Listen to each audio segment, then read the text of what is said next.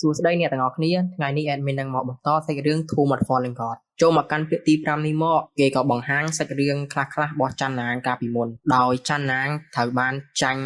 ក្រោមដៃរបស់បុរសម្នាក់ហើយបុរសម្នាក់ហ្នឹងនិយាយឌឺទៅច័ន្ទណានថាច័ន្ទណានធ្លាប់តែជាក្មេងដែលមានទេពកោសល្យហើយមនុស្សគ្រប់គ្នាតែងតែខកសរសើរច័ន្ទណានតែឥឡូវបែបខ្លាចជាមនុស្សម្នាក់ដែលអត់បានការទៅវិញការប្រកួតចុងក្រោយរបស់ច័ន្ទណានគឺប្រកួតជាមួយនឹងម្នាក់ស្រីឋានថៃរួចគេក៏បង្ហាញនៅការប្រយុទ្ធរបស់ច័ន្ទណានជាមួយនឹងម្នាក់ស្រីឋានថៃហ្នឹងម្នាក់ស្រីឋានថៃហ្នឹងគឺជា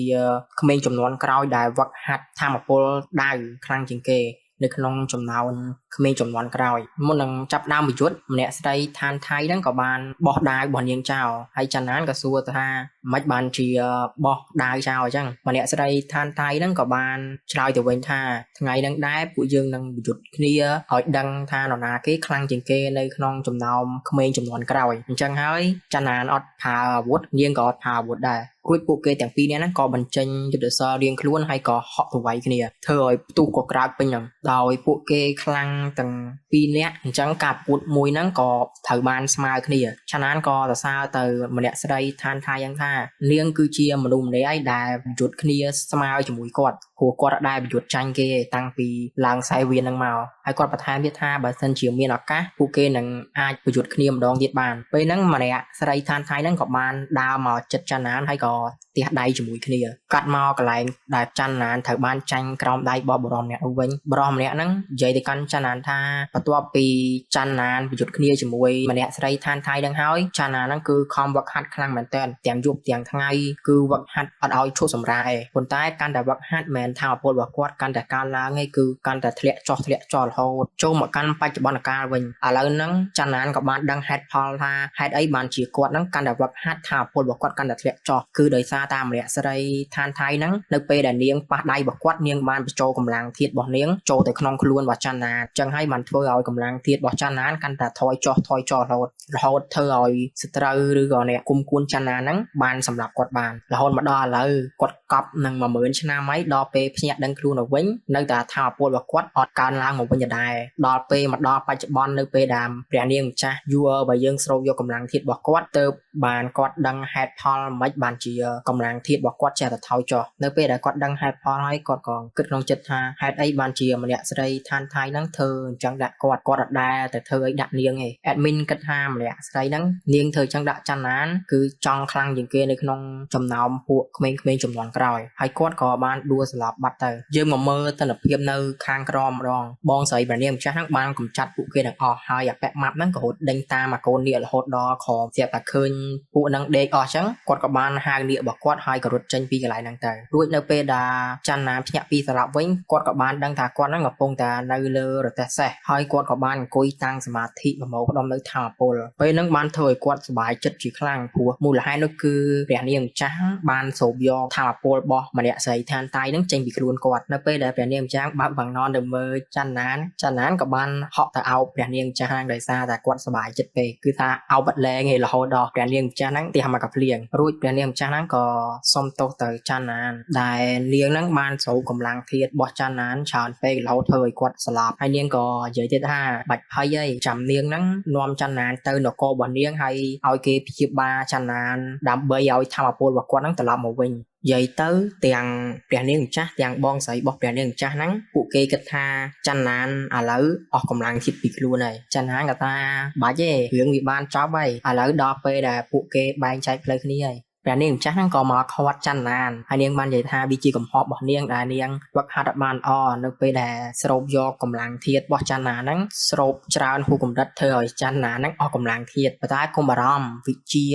ព្យាបាលរបស់បងស្រីនាងគឺខ្លាំងណាស់អញ្ចឹងប្រហែលអាចបងស្រីរបស់នាងហ្នឹងជួយសង្គ្រោះគាត់បានយកនៅធម៌ពលរបស់គាត់ហ្នឹងមកវិញតែនាងអត់ដឹងថាច័ន្ទណានហ្នឹងកំពុងសប្បាយចិត្តចង់រកអីអាធម៌ពលកាលពី10000ឆ្នាំមុនរបស់គាត់ហ្នឹងត្រឡប់មកវិញពេលហ្នឹងបងស្រីរបស់ព្រះនាងម្ចាស់ក៏ មកស្ដីឲ្យនាងលើកក្រោយក៏មិនចឹងទៀតព្រះនាងម្ចាស់បានទៅលួចនៅផែនទីបុរាណនៅក្នុងបណ្ណាល័យនៅរាជវង្សរបស់គេហើយទៅក្រៅថែមទាំងបង្ករឿងជាច្រើនទៀតចាណានដោយឮថាបណ្ណាល័យនៅក្នុងនគររបស់នាងអញ្ចឹងគាត់ក៏សួរថាផែនទីបុរាណហ្នឹងនាងយកមកពីកន្លែងហ្នឹងមែនព្រះនាងម្ចាស់ក៏និយាយឲ្យវិញថាហ្នឹងហើយនៅបណ្ណាល័យក្នុងនគររបស់នាងគឺមានសភៅបុរាណរាប់មិនអស់ចាណានដល់ឮអញ្ចឹងគាត់ក៏ឆោគគិតមកស្ទុះហើយគាត់ក៏និយាយថាប្រហែលបើសិនជាគាត់ទៅហ្នឹងហើយស្រាវជ្រាវពីសភៅបុរាណមើលទៅប្រហែលជាគាត់អាចដឹងពីរឿងអាចកំបាំងខ្លះហេតុអីបានជាព្រះនិងបិសាចហ្នឹងគេកប់ជាមួយគ្នានៅកន្លែងគាត់ងើបចេញពីដីនៅពេលដែលពួកគេធ្វើដំណើរបន្តអាកូននេះដងវាក៏បានចូលក្នុងប្រទេសហ្នឹងហើយចាណានក៏ស្ដីឲ្យអាកូននេះហ្នឹងថាឲ្យចូលមកទៅអីអញពងដេកឲ្យចូលមកញ៉ៃអញ្ចឹងអាកូននេះហ្នឹងក៏វាស្ដីទៅវិញថាដេកស្អីដេកម៉េះចាណានហ្នឹងដេកនឹង3ថ្ងៃហើយហត់ដេកអត់ឆ្អែតទៀតទេនៅទីបំផុតពួកគេក៏បានមកដល់នៅរាជធានីភីងយ៉ាងហើយកូនចៅរបស់ព្រះនាងម្ចាស់2នាក់មុនហ្នឹងក៏បានមកស្វាគមន៍នាងហើយកូនចៅរបស់ព្រះនាងម្ចាស់ហ្នឹងក៏បានបញ្ជាកងទ័ពឲ្យមកចាប់ខ្លួនចាណានតែបងស្រីរបស់ព្រះនាងម្ចាស់និយាយថាបាច់ភ័យទេចាំពួកគេទៅដល់រាជវាំងចាំនិយាយគ្នាមួយឪពុកពួកគេឲ្យដោះលែងចាណានវិញរួចកូនចៅព្រះនាងម្ចាស់ទាំងពីរនាក់ហ្នឹងក៏បាននាំខ្លួនចាណានទៅឲ្យស្ដេចរបស់ពួកគេអ្នកយាមនៅហ្នឹងក៏បានហាមអត់ឲ្យព្រះនាងម្ចាស់ទាំងពីរនាក់ហ្នឹងចូលក្នុងឯព្រោះព្រះអង្គម្ចាស់បានបញ្ជាឲ្យពួកគេទាំងពីរហ្នឹងចូលក្នុងហើយនិយាយពីថាចាណាននេះចង់ជួបស្ដេចស្អីស្ដេចធ្វើចរិតចេញមកនឹងលយមកនឹងខូលចាណានក៏សួរទៅស្ដេចនឹងថាមិនបានជាគាត់នឹងចាប់ខ្លួនគេស្ដេចនឹងក៏និយាយថាគាត់ចាប់ខ្លួនចាណានមកកន្លែងហ្នឹងគឺដើម្បីដាក់ទោសទៅកាន់ចាណាន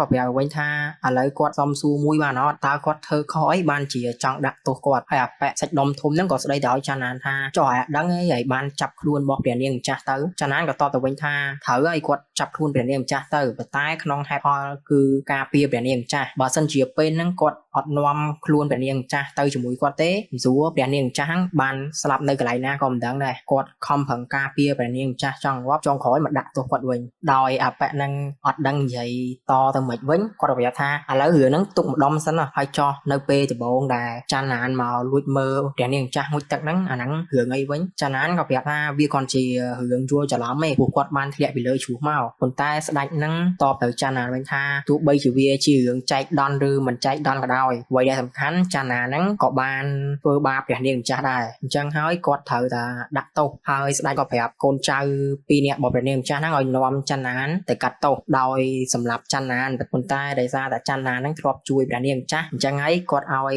ចាណានស្លាប់ដោយមានសាកសពចាណានគាត់ក៏បានបញ្ចេញនៅយុទ្ធសាស្ត្ររបស់គាត់រៀបនឹងវាយប្រហារពួកគេហើយហ្នឹងស្រាប់តែព្រះនាងម្ចាស់ទាំង2នាក់របស់យើងក៏បានបើកទ្វារចូលមកហើយក៏សុំឲ្យឪពុករបស់នាងហ្នឹងលើកលែងឲ្យចាណានដោយបងស្រីរបស់ព្រះនាងម្ចាស់លើកហេតុផលថានៅពេលហ្នឹងបើសិនជាអត់មានចាណានប្រហែលព្រះនាងម្ចាស់ហ្នឹងក៏អត់មានជីវិតត្រឡប់មកវិញដែរហើយអ្វីដែលលើសពីហ្នឹងទៅទៀតចាណានហ្នឹងគាត់គឺមានថាមពលអាចគ្រប់គ្រងនៅព្រួញទឹកបានអញ្ចឹងហើយចាណានគឺជាមនុស្សដែលមានតែកំសល់កម្រម្នាក់ដែលអាចគ្រប់គ្រងព្រួញទឹកបានហើយបើសិនជាទុកឲ្យចាណានហ្នឹងបំរើនៅនគររបស់គេប្រហែលនគររបស់គេអាចនឹងរីកចម្រើនជាងមុនស្ដេចហ្នឹងដោយគិតថាសមហេតុផលដែរគាត់ក៏សួរទៅចាណានថាឥឡូវចាណានព្រមបំរើនគររបស់គាត់អត់ចាណានក៏បានថាគាត់ព្រមប៉ុន្តែអ្វីដែលសំខាន់ហ្នឹងថាមពលរបស់គាត់ត្រូវបានព្រះនាងម្ចាស់ហ្នឹងស្រូបយកអស់ហើយគាត់អត់មានថាមពលគ្រប់គ្រងព្រួញទឹកហ្នឹងបានទៀតទេព្រះនាងម្ចាស់ក៏និយាយទៅចាណានហាងបាច់ហើយទេបងស្រីរបស់នាងហ្នឹងគឺខ្លាំងខាងវិជាពេទ្យអញ្ចឹងចាំទុកឲ្យបងស្រីរបស់នាងព្យាបាលគាត់ឲ្យថាមពលរបស់គាត់មកវិញ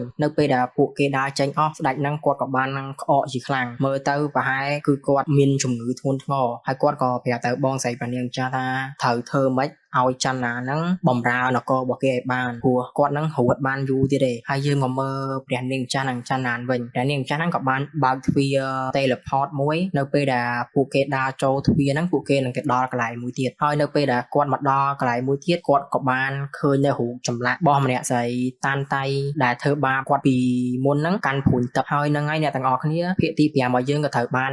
ចប់ដោយប៉ុណ្ណឹងបើសិនជា admin មានកន្លែងណាខុសឆ្គងអីមួយសូមអ្នកទាំងអស់គ្នាអភ័យទោសផងណា admin នឹងព្យាយាមកែសម្រួលវាហើយ admin អរគុណជាខ្លាំងសម្រាប់ការចុច subscribe like និង comment